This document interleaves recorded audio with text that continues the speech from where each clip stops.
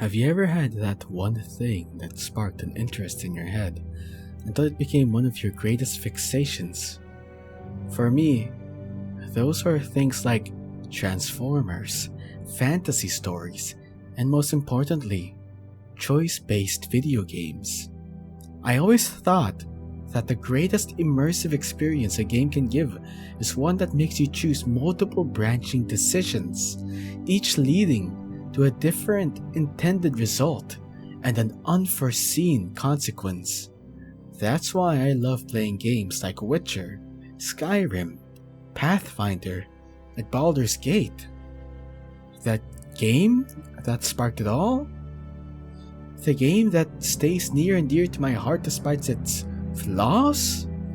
Well, that can only be taken by one game.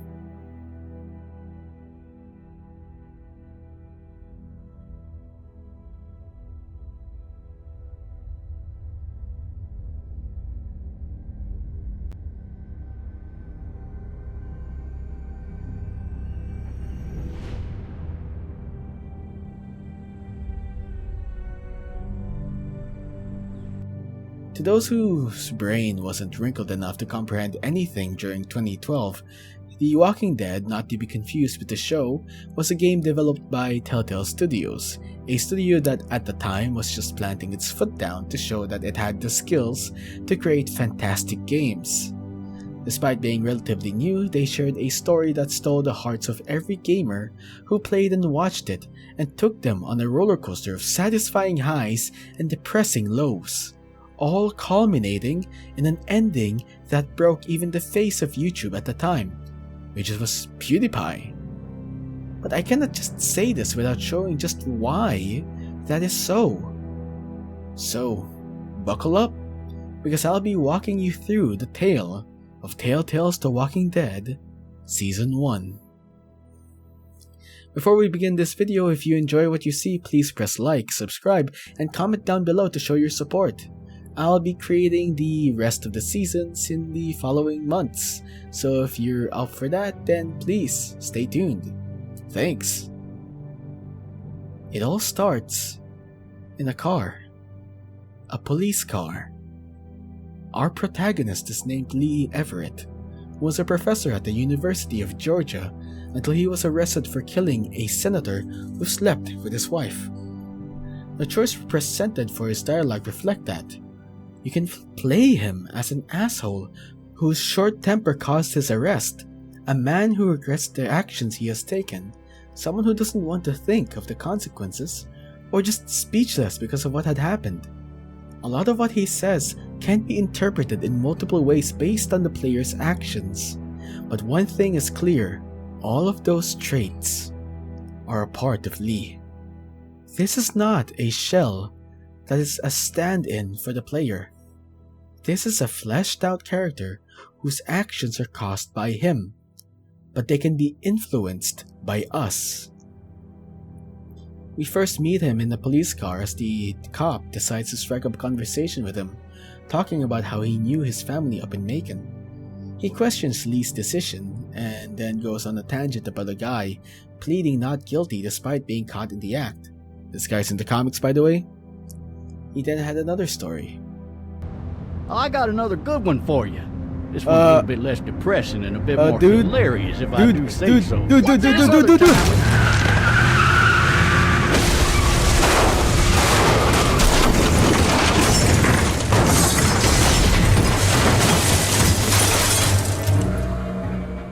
The car knocked us out for who knows how long, with our only glimpse of consciousness being the sounds of gunshots and figures walking towards the car.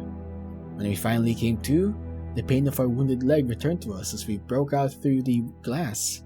Still cuffed, we grabbed the keys from the now dead cop who was dragged out of his vehicle. Shit, I dropped it, sorry.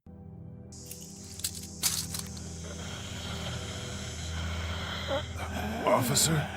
Yep, knew it. Okay, gotta back up. What in the hell? What the fuck are you?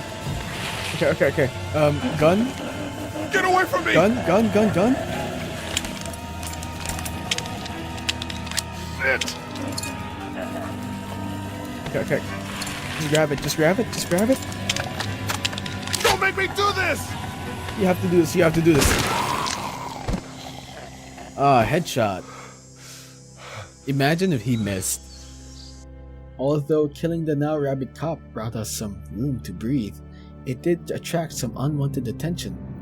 We see what seems to be a kid in the distance, watching us, as if shocked that we were even alive. As she looks at us, she runs off, just as some unsavory types come out of the woodworks. We run as fast as we can, and make it to the fence. And as we hide behind the fence, another commotion brings the dead away from the fence before they could break it, letting us catch our breath and reassess the situation. This is the first time Lee has encountered walkers, dead men who have risen from the dead through unknown means. He doesn't know how they came to be, but one thing is now true: they are everywhere, and he needs all the help he can get to survive. With Lee's legs still hurting, we decide to check out the house for any help. What he is introduced to is utter chaos. Blood spilled on the floor, the place being an utter mess, and the bookshelf barricading the second floor. The only thing working in here is the TV broadcasting nothing, and the phone beeping away to signal recorded messages. We take a listen to see who is trying to call us. Let's say anything. 3 new messages. Message 1, left at 5:43 p.m. Let's walk our... Hey Sandra, this is Diana. We're still in Savannah. Ed had a little incident with some crazy guy near the hotel, so we had to get him back to the ER and have it checked out. Anyway, he's not feeling well enough to drive back tonight, so we're staying an extra day. He got bit. Thanks so much for looking after Clementine, and I promise we'll be back in time before your spring break. Message 2, left at 11:19 p.m. Oh my god, finally. I don't know if you tried to reach us. All the calls are getting dropped. They're not letting us leave and aren't telling us anything about Atlanta. Yeah. Please, just leave the city and take Clementine with you back to Murrieta. I've got to get back to the hospital. Please let me know that you're safe. Message 3. Yeah, I need that cup of water. Okay. This is not sounding good. Clementine, baby. If you can hear this, call the police. That's 911. We love you. We love you. We love you. Oh no.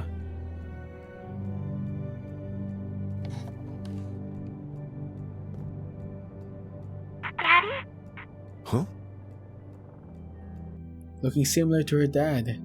The same kid from before reaches out to us from a walkie-talkie left in the house. She introduces herself as Clementine and mentions she's been hiding out in the tree just outside, waving at us through the window.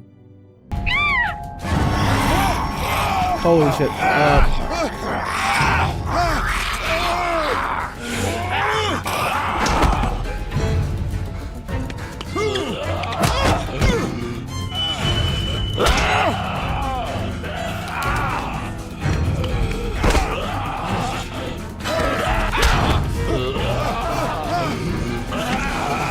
I don't like this, I don't like this, I don't like this. Please leave me alone. Please. Ooh. Okay. Clementine, give me the axe. Oh, that's a hammer, that's a hammer. There we go. Let's fudging. Okay. You alive? You know, just in case. With the threat neutralized, we learned that the walker was Clem's former babysitter, having turned a few nights ago within the house. She's been alone ever since. We decide to take the responsibility to take care of her, and we decide we need to head out before it gets dark to find some help. Luckily for them, they find 2 knuckleheads named Sean and Chet just outside the house whose truck was blocked by abandoned vehicles. We help push them out of the way just as another horde of walkers comes marching in for their next meal. Sean introduces us to his father, who lets us stay in the barn for the night along with other survivors. He then questions our relations with Clementine, finding it odd that a stranger took a girl away from her home. Regardless, he patches us up, and we settle in for the night. I love you, baby.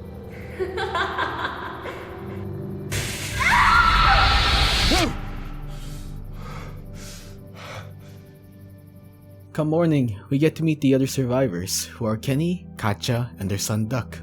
They are a family who was trying to get to Macon to find some help from the dead, and they offer a ride once they fix their truck. In the meantime, Sean's father, Herschel Greens, gives us some tasks to help out on the farm. We first help out Sean, who believes that the dead are coming, so he began setting up the barricades to keep them out. Duck, being the kid he is, plays pretend on the tractor next to Sean. Nothing bad will happen from this. Anyways, we help by cutting up some boards to put on the fence before Herschel calls us to help shovel the hay. While he does, he decides to give us some proper advice that will affect us in the future. Can I give you a piece of advice? Yeah? Sure. I don't know who you are or what you did, but you better become a better liar, and fast. I didn't lie. Let's say things don't get better back in the cities, or they get worse before they do. You're gonna have to depend on the honesty of strangers if you're gonna make it. And if those same people get to questioning yours, you're gonna be in trouble. So whoever you are and whatever you did, keep it to your damn self. But at least you have the common sense to listen to a man giving you advice. Ooh. Go! I'll get my gun! Turns out, Duck's able to turn the tractor on and accidentally ran over Sean's leg, trapping him in place as a group of walkers stumbles into the predicament. We try to get Duck out of the walker's grasp just as the rest swarm Sean, effectively killing him where he lay. Clementine, you're not supposed to see that.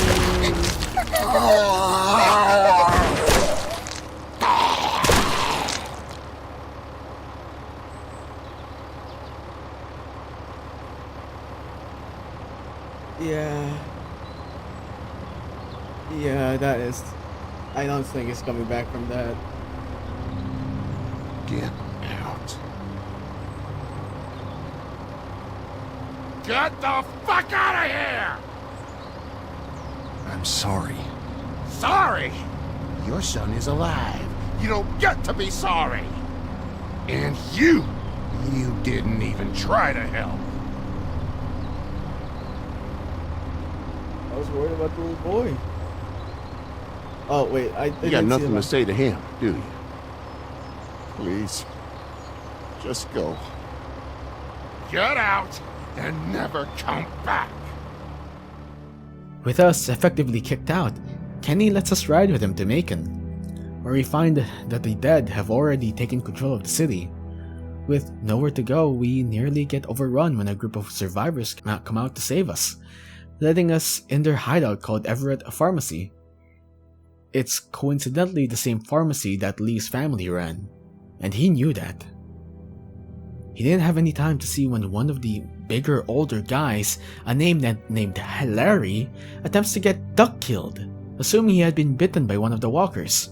Apparently, these walkers are able to turn a living person into one of them when they bite them, killing them and turning them into another walker. We stand our ground with Kenny as Larry tries to intimidate us, pushing Lee to his limits. No! You don't touch that board! You don't touch anybody! I've got a little girl I'm trying to protect in here too. You wanna get violent, you old fuck? Well, come on! You better have a plan to kill me though, because it's me before anyone else in here! Ooh, no. Jesus! Clementine! Lily, why are you underwear?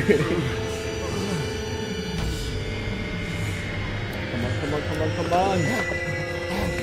Get away from her, you son of a bitch! Nah. Lee, you got this. Lee, you got this. Lee. Thank gosh. Man.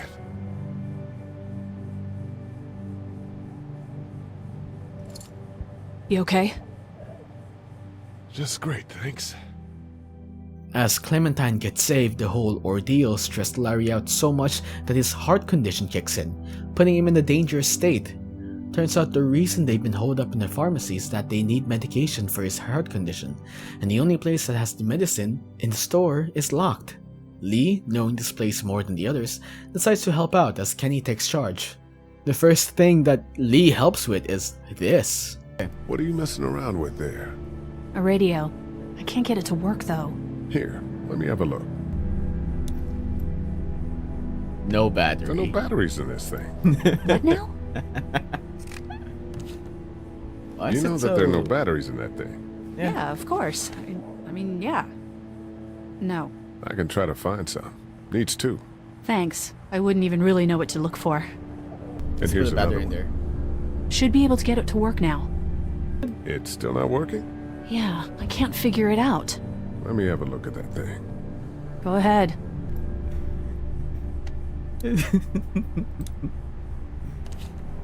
Very interesting placement, Carly.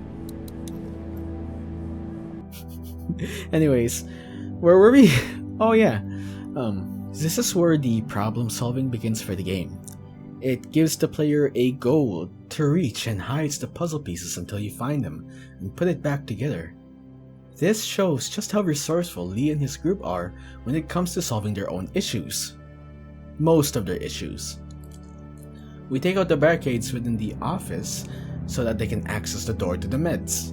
It's locked. We patch up Clementine's finger as well because she got a little boo-boo, and we bonded over the past and grown closer as her parental figure. It's also here that he tries to hide any information showing his connection with this, as well as confirming that his parents died in this very room.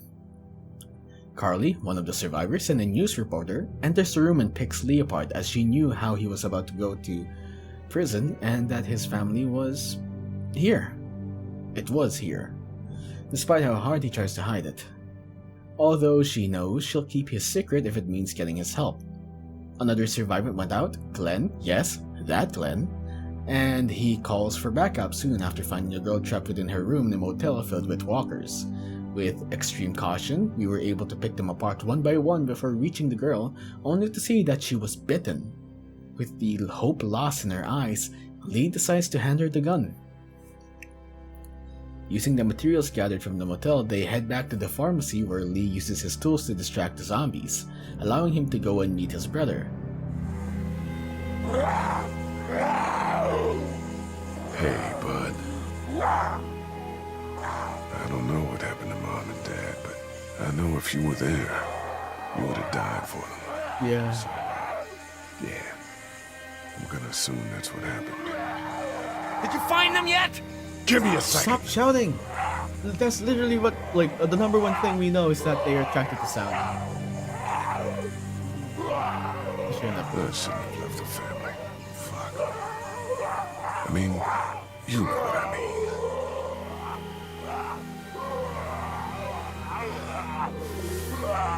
Oh my fucking god.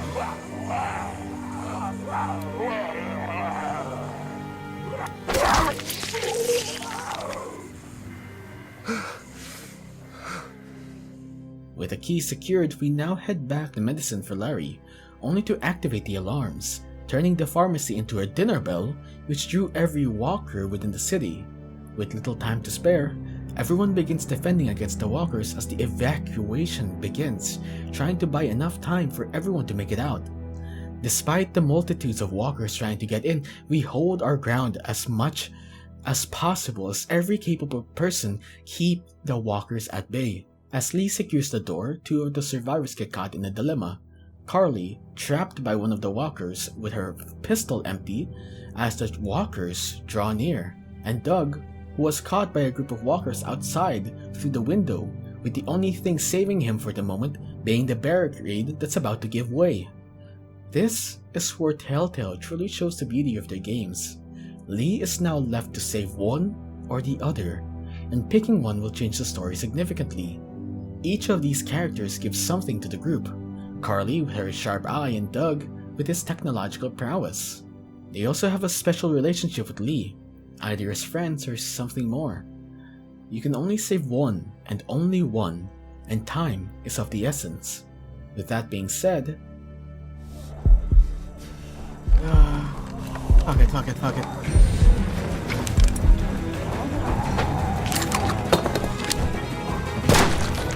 No! Get him off of me!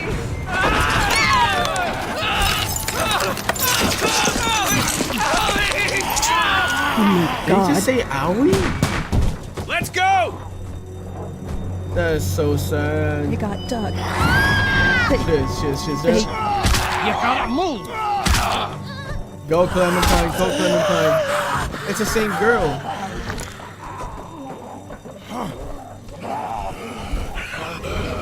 You're not coming with this, What? you son of a bitch! Wait. No!